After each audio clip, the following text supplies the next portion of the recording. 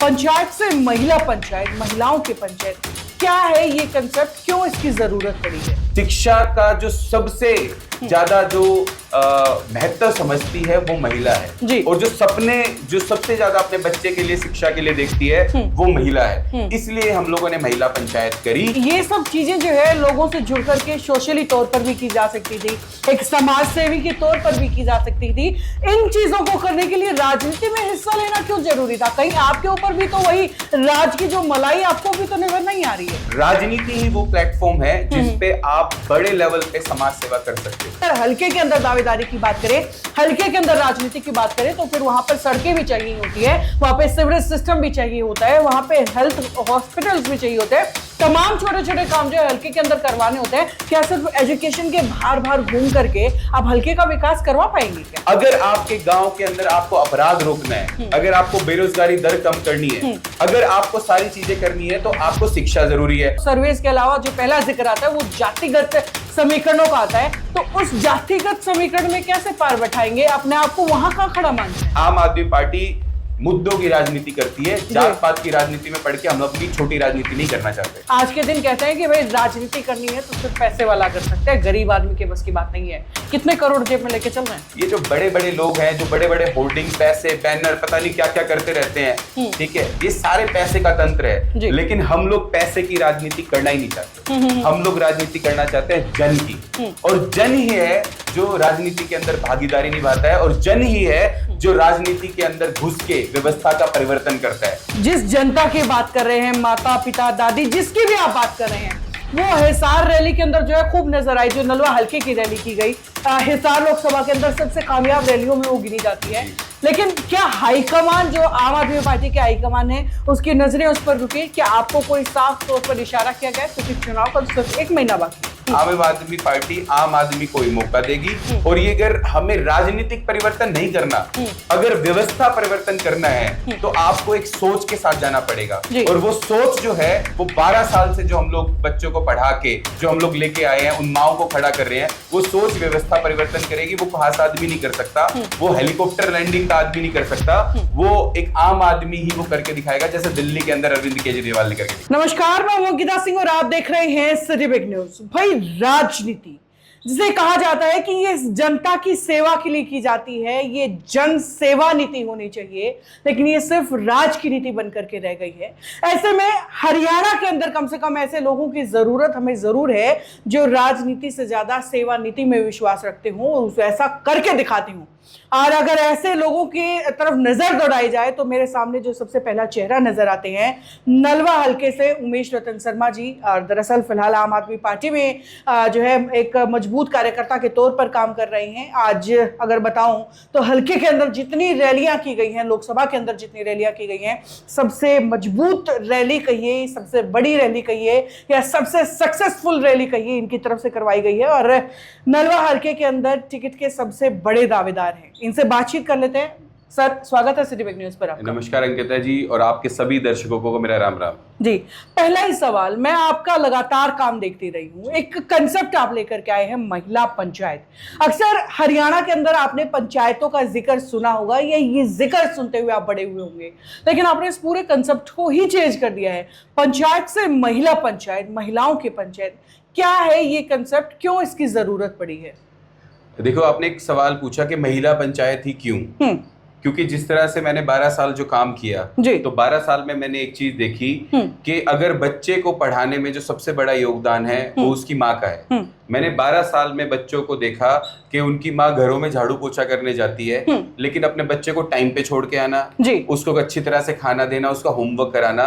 तो उस माँ की ताकत को मैंने देखा, उसकी माँ की ताकत को मैंने महसूस किया कि किस शिद्दत से वो चाहती है कि उसके बच्चे पढ़ लिख के कामयाब हो जाए। एक माँ, हरियाणा की माँ, हिंदुस्तान की वो माँ है जो सबसे ज्यादा काम करती है। आप भी गांव से बिलोंग करते हैं, गांव गांव में एक औरत सुबह उठती है, सुबह उठते ही वो काम पे लग जाती है, चाहे पहले डांगरों का करे, बच्चों के लिए खाना बनाए, रात तक वो काम करती रहती है। लेकिन वो रात को जब सोती है तो अपने बच्चों के सिर पे हाथ फेर के एक ही सपना देखती है कि मेरे बच्चे पढ़ लिख के कामयाब हो जाएं, अफसर, इंजीनियर, डॉक्टर बन जाएं। वो ये चाहती है कि जो जिंदगी में गरीबी की वजह से, गुर्बत की वजह से जो उसने कष्ट काटे उसके बच्चे ना काटे, इसलिए वो माँ, इसलिए वो महिला, क्योंकि शिक्षा का जो सबसे ज्यादा जो महत्व समझती है वो महिला है, और जो सपने जो सबसे ज्यादा अपने बच्चे के लिए शिक्षा के लिए देखती है वो महिला है। इसलिए हम लोगों ने महिला पंचायत करी। एक तरफ तो माँ सपने देख रही है और दूसरी तरफ उसके जो सपने टूटते हैं उसकी गवाह भी वो महिला बनती है। गांव गांव में मैं गया, 50 से ज्यादा महिला पंचायत कर चुका हूँ। माँ इतनी दुखी है कि छठी के बच्चे को एबीसीडी नहीं आती, 8वीं के बच्चे को लिखना पढ़ना नहीं आता, वो माँ लिटरली रो रही है। और ऐसी ऐसी माओं से हम लोग मिले जिनके घरों में बच्चे 8वीं 9वीं 10वीं फेल होके नशेड़ी सुलफेड़ी बन गए। वो ये कहती है कि बेटा मेरे को नहीं पता कि ऊपर वाले ने स्वर्ग नरक बनाया या नहीं बनाया, लेकिन हमारे बच्चों ने जिस दिन से नशा करना शुरू किया उस दिन से हमारा घर नरक बन गया। यानी कि सपने जिसके टूटते हैं, जिसके बच्चे उसके आंखों के सामने बर्बाद होते हैं, शिक्षा ना मिलने की वजह से वो माँ है। इसलिए हम लोगों ने महिला पंचायत करी और गांव गांव जाके खड़ा किया कि आपके बच्चे बर्बाद हैं, आपके सपने मर रहे हैं, तो आपको खड़ा होना पड़ेगा, इसलिए महिला पंचायत करी। मैं मान गई आपके कंसेप्ट को, लेकिन ये सब चीजें जो है लोगों से जुड़ करके सोशली तौर पर भी की जा सकती थी, एक समाज सेवी के तौर पर भी की जा सकती थी। इन चीजों को करने के लिए राजनीति में हिस्सा लेना क्यों जरूरी था? कहीं आपके ऊपर भी तो वही राज की जो मलाई आपको भी तो नजर नहीं आ रही है? देखिए अंकिता जी, मैं एक बात बोलता हूँ कि 12 साल से हम लोगों ने बच्चों को पढ़ाया। हम लोग कितने बच्चे पढ़ा सकते हैं सामाजिक तौर पे? 200, 400, 500, 1000। वो एक एक्सपेरिमेंट था 12 साल के अंदर। वो ये था कि अगर गरीब के बच्चे को अच्छी शिक्षा मिल जाए तो वो कामयाब हो सकता है। हमारे बच्चे हुए, आपने इंटरव्यू किया था चाय वाले का बेटे का, ठीक है, वो चाय की रेडी लगाने वाले का बच्चा आज IIT बनारस में है। एक बच्ची का आपने इंटरव्यू किया था जिसकी माँ घरों में झाड़ू पोछा करती है, उसने IIT का मेंस क्रैक कर दिया। तो मैंने 12 साल में ये देखा कि गरीब बच्चे को अगर अच्छी शिक्षा मिल जाए तो वो कामयाब हो सकता है। लेकिन सामाजिक तौर पे मैं 500, 1000, 2000 लोगों की मदद कर सकता हूँ। लेकिन हरियाणा में तो 25 लाख बच्चे पढ़ते हैं सरकारी स्कूल के अंदर, और लगभग 50 लाख बच्चे पढ़ते हैं सरकारी और प्राइवेट के अंदर। अगर हम लोग अच्छी शिक्षा अगर गरीब के बच्चे को देके कामयाब कर सकते हैं तो हम लोग सीमित क्यों रहे 200, 400, 500 तक?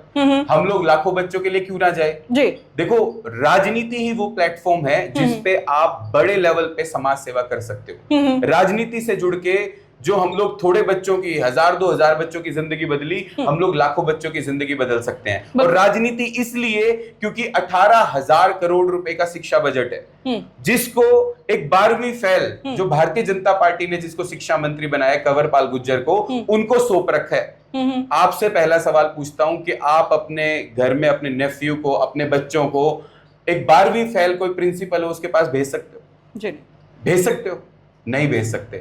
लेकिन हमारे हरियाणा के उन 25 लाख बच्चे और 18,000 करोड़ की जिम्मेवारी उनको दे रखी है। इसलिए राजनीति के अंदर मुझे लगा कि पढ़े लिखे लोगों को आना चाहिए, और जो ये समाज की जो व्यवस्था है जो बिल्कुल बर्बाद हो चुकी है उसको राजनीतिक तौर पे ही बदला जा सकता है, सामाजिक तौर पे नहीं बदला जा सकता। लेकिन क्या आपको नहीं लगता कि राजनीति के लिए सिर्फ एक एजुकेशन का मुद्दा आपके हिसाब से क्या काफी है? क्योंकि अगर हल्के के अंदर दावेदारी की बात करें, हल्के के अंदर राजनीति की बात करें, तो फिर वहां पर सड़कें भी चाहिए होती है, वहां पे सिवरेज सिस्टम भी चाहिए होता है, वहां पे हेल्थ हॉस्पिटल्स भी चाहिए होते हैं, तमाम छोटे छोटे काम जो है हल्के के अंदर करवाने होते हैं। क्या सिर्फ एजुकेशन के बाहर बाहर घूम करके आप हल्के का विकास करवा पाएंगे क्या? देखिए जी, अगर एक बात मैं बोलता हूं गांव गांव के अंदर कि एक गली है, गली को आज विकास के तौर पे हम लोगों ने संगमरमर का बना दिया, और 8वीं 9वीं 10वीं बच्चा जो फेल है वो नशेड़ी सुलफेड़ी हो गया। उस संगमरमर के रोड के ऊपर क्या वो रिपट के मरेगा नहीं?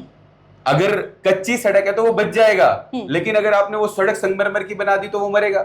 शिक्षा क्या क्या चीजें देती है? पहली चीज, अगर बच्चा 8वीं 9वीं 10वीं फेल है तो क्या वो रोजगार के लायक है? नहीं है, यानी कि उसको कोई रोजगार नहीं है। अगर बच्चा पढ़ लिख जाएगा तो वो रोजगार के लायक बन जाएगा। अगर सरकारी नींव भी मिलेगी तो प्राइवेट ढूंढ लेगा, यानी कि रोजगार का डायरेक्टली प्रोपोर्शनल किससे है? शिक्षा से। अगर बच्चा पढ़ लिख जाए, अपना वो BA कर ले, ग्रेजुएशन कर ले, एक 8वीं 9वीं 10वीं बच्चा फेल है और एक बच्चा ग्रेजुएटेड है, पोस्ट ग्रेजुएटेड है, तो बहुत सारे कम चांसेस हैं कि वो नशे की तरफ जाएगा। यानी कि नशे को भी रोकना है तो किसके लिए क्या करना पड़ेगा? आपको एजुकेशन करनी पड़ेगी। आज बच्चों को 200 रुपए, ये कैमरी रोड पे आप खड़े हो, यहाँ पे एक आदमी को सिर्फ 50 रुपए के लिए मार दिया। गंगवा गांव के अंदर एक औरत के सिर पे ईंट मार दी क्योंकि उसको स्मैक किए थे, वो 200 रुपए चाहिए थी। कहीं 200 रुपए 50 रुपए के लिए लोग मर रहे हैं। तो अगर वो अपराध रोकना है तो क्या उसके लिए शिक्षा जरूरी नहीं है? महिलाओं के अंदर घर में जो शोषण होता है, जो महिलाओं को रात को दारू पीट के सोते हैं, वो कितने पढ़े लिखे हैं? क्या वो शोषण जो वुमेन अब्यूज है, क्या वो नहीं रुकेगा? अगर आपके गांव के अंदर आपको अपराध रोकना है, अगर आपको बेरोजगारी दर कम करनी है, अगर आपको सारी चीजें करनी है, तो आपको शिक्षा जरूरी है। और हमारी तो 5 गारंटी लेके चल ही रहे हैं कि जिस तरह से दिल्ली और पंजाब के अंदर मोहल्ला क्लिनिक बनाए, हम लोग यहाँ पे बनाएंगे। जिस तरह से स्कूल वहां पे अच्छे बिल्ड किए, वो करेंगे। बिजली हम लोग फ्री करेंगे। और उसके साथ में महिलाएं, पता है आपको कितना बड़ा मुद्दा है राशन का, कितनी बड़ी बड़ी लाइन लगती है, 3-3 दिन तक लोग लाइन में खड़े रहते हैं। हम लोग ये कह रहे हैं जैसे पंजाब के अंदर राशन घरों की डिलीवरी में मिलता है, घर पे डिलीवरी में मिलता है, तो हम लोग वो भी देंगे। यानी कोर जो है वो शिक्षा है। अगर लोग शिक्षित हो जाएंगे तो ये जो नशा और ये दारू, इसको छोड़ के वो अपने घर वालों को अच्छी जिंदगी बेहतर दे सकते हैं। बेशक आपकी कोर जो है शिक्षा होगी, लेकिन हरियाणा चुनाव की अगर बात करें तो जातिगत समीकरणों के ऊपर अक्सर जो है चुनाव लड़ा जाता है। फिलहाल की भी अगर बात करें तो सर्वेस के अलावा जो पहला जिक्र आता है वो जातिगत समीकरणों का आता है। तो उस जातिगत समीकरण में कैसे पार बैठाएंगे? अपने आप को वहां का खड़ा मानते हैं? देखिए अंकिता जी, मैं तो 50 गांव में गया हूं, मेरे को कोई आदमी नहीं मिला, कोई भी जाति का, जिसको अच्छी शिक्षा नहीं चाहिए। मेरे को एक भी जाति का आदमी ऐसा नहीं मिला जिसको अच्छा स्वास्थ्य चाहिए। मेरे को एक भी आदमी ऐसा नहीं मिला किसी भी जाति का जिसने यूं कहा कि मैं तो फलानी जाति से हूं, मेरे को बिजली फ्री नहीं चाहिए। यानी कि मूलभूत सुविधाएं तो सबको चाहिए। अगर हम लोग ये सोचे कि अगर हम लोग जातिगत राजनीति करेंगे तो हम लोग अपने आप को छोटा कर लेंगे। आज की डेट में जिनके बच्चे सरकारी में जाते हैं वो तो 8वीं 9वीं 10वीं फेल हो जाते हैं। जिनके बच्चे प्राइवेट में जा रहे हैं, प्राइवेट के अंदर जो जा रहे हैं, उन बच्चों की फीस नहीं पुगने लग रही 15-20 हजार भी। हमारे हरियाणा के अंदर 87% किसान जो है वो 1 एकड़ और 2 एकड़ का है। किसान की आप बताओ कौन सी जाति है? कोई जाति नहीं है। 87% जो किसान है, 2 एकड़ का जो किसान है, वो 5,000 रुपए महीने नहीं कमाता। वो 2 बच्चे अगर उसके 2,000 रुपए के स्कूल में पढ़ेंगे, क्या वो दे देगा? किसी भी जाति का होगा। लोगों से फीस नहीं पुगने लग रही, लोगों को अच्छा स्वास्थ्य नहीं मिल रहा, सिर्फ एक डेंगू की बीमारी से लोग मर जाते हैं। आपको पता है गांव गांव के अंदर 50 रुपए का टेस्ट है ईसीजी का मात्र। वो टेस्ट ना होने की वजह से रात को दर्द हुआ, चूर्ण दे दिया, गोली दे दी, लेकिन उसके वो गैस का तो दर्द था ही नहीं ना, उसके तो हार्ट अटैक था, वो कौन बताएगा? वो तो सिर्फ एक ईसीजी की मशीन, 50 रुपए की मशीन नहीं है गांव के पीएचसी सीएचसी सेंटर के अंदर, जिस वजह से लोगों की जान जा रही है। वो कौन सी जाति की है? वो सारी जातियों के। ये जो मूलभूत सुविधाओं से दूर रखने का जो खेल है, इस वजह से जातियों का आडंबर रचा गया। आप एक बात बताओ, रावतखेड़ा के अंदर एक गांव के अंदर 15 एकड़ का जमींदार, पैसे वाला आदमी, बिश्नोई जाति से, वो ये कहता है कि मेरा बेटा 12वीं तक यहाँ पे गया, बाहर पढ़ाने के लिए भेजा, लेकिन उसके पास में वो बोला पापा आपने मेरे 12 साल खराब कर दिए, अगर मेरे को अच्छी एजुकेशन अच्छे स्कूल में मिल जाती तो मैं यहाँ कॉम्पिटिशन कर लेता, मैं कॉम्पिटिशन के लायक ही नहीं हूँ। यानी मूलभूत सुविधाओं की अनदेखी की वजह से जात पात का जहर घोला गया। आम आदमी पार्टी मुद्दों की राजनीति करती है, जात पात की राजनीति में पढ़ के हम अपनी छोटी राजनीति नहीं करना चाहते। चलिए, मुद्दों की बात कर लिया आपने, जातिगत समीकरणों की भी पर जिक्र कर लिया, लेकिन एक चीज और है जो यहाँ चुनाव में बड़ा जबरदस्त चलता है, वो है पैसा। आज के दिन कहते हैं कि भाई राजनीति करनी है तो सिर्फ पैसे वाला कर सकता है, गरीब आदमी के बस की बात नहीं है। कितने करोड़ जेब में लेके चल रहे हैं? हमारे पास तो कुछ नहीं है अंकिता जी। आप हमारी रैली में आए थे, पूरे नलवा हल्के से 50 बसें आई। लोग बसों के अंदर खाना भी रखते हैं, सारी चीजें रखते हैं। हमारी वाली में तो पानी का कैंपर भी नहीं था। ना हमने महिलाओं को चुन्नी दी, ना हमने वो क्या कहते हैं कंबल दिए, ना हमने कहीं किसी तीर्थ यात्रा करवाई। हमारे पास तो कुछ है ही नहीं है। इन सब से ऊपर जो ताकत होती है वो होती है विचार की। विचार किसका? विचार उस महिला के बच्चे का, विचार उस शोषित और वंचित का जिसके बच्चे को शिक्षा नहीं मिल रही। आप को एक बात बताता हूं कि विचार की ताकत के ऊपर आज तक किसी ने काम नहीं किया, लेकिन जिस तरह की गवाही विचार की ताकत ने उस रैली में कर दिखाई। ये जो बड़े बड़े लोग हैं, जो बड़े बड़े होर्डिंग, पैसे, बैनर, पता नहीं क्या क्या करते रहते हैं, ठीक है, ये सारे पैसे का तंत्र है। लेकिन हम लोग पैसे की राजनीति करना ही नहीं चाहते। हम लोग राजनीति करना चाहते हैं जन की, और जन ही है जो राजनीति के अंदर भागीदारी निभाता है, और जन ही है जो राजनीति के अंदर घुस के व्यवस्था का परिवर्तन करता है। तो ये जनता की राजनीति कर रहे हैं, उस माँ की राजनीति कर रहे हैं, उस दादी की राजनीति कर रहे हैं, उस पिता की राजनीति कर रहे हैं जो अपने बच्चों के लिए सपना देखता है। सपने की राजनीति कर रहे हैं। जिस दिन ये सपने की राजनीति चलेगी उस दिन ये जो बड़ी बड़ी सत्ता, बड़ा बड़ा पैसा ताश के पत्तों की तरह रहेगा। यही मैं गांव गांव के अंदर बोल रहा हूं जाके। जिस जनता की बात कर रहे हैं, माता पिता दादी जिसकी भी आप बात कर रहे हैं, वो हिसार रैली के अंदर जो है खूब नजर आई, जो नलवा हल्के की रैली की गई। हिसार लोकसभा के अंदर सबसे कामयाब रैलियों में वो गिनी जाती है। लेकिन क्या हाईकमान, जो आम आदमी पार्टी के हाईकमान है, उसकी नजरें उस पर रुकी? क्या आपको कोई साफ तौर पर इशारा किया गया? क्योंकि चुनाव का सिर्फ 1 महीना बाकी है। देखिए, चुनाव में एक ही चीज मैं बोल रहा हूं कि जो हमारी आम आदमी पार्टी का जो स्ट्रक्चर है उसमें जो भी काम करता है उसकी जो रिपोर्टिंग है वो इंडिविजुअल लेवल पे होती है। हमारी पार्टी के अंदर किसी नेता की चमची या हजूरी मारने की जरूरत नहीं होती। मैं जो काम कर रहा हूं उसकी जो नोटिफिकेशन है वो ऊपर पूरी है। और दूसरी चीज ये है, फिर भी कमाल की बात है कि चुनाव लड़ने के समय हेलीकॉप्टर लैंडिंग करा करके प्रत्याशी उतार दिया जाता है। आप लोग काम करते रहते हैं और लोग चुनाव लड़के वापिस अपनी पार्टियों में लौट जाते हैं। देखो, जहां पे आप इशारा कर रहे हैं वो 2 साल पुरानी बात है, ठीक है। उस टाइम पे आम आदमी का जो स्ट्रक्चर है 2 साल के बाद ही हमारा संगठन बनना शुरू हुआ। 2 साल के बाद ही जो लगभग 20,000 से ज्यादा जो लोग हैं वो हमारे संगठन के अंदर शामिल हुए। और जो पूरा जो रिपोर्टिंग मैकेनिज्म है वो बाद में बन चुका है।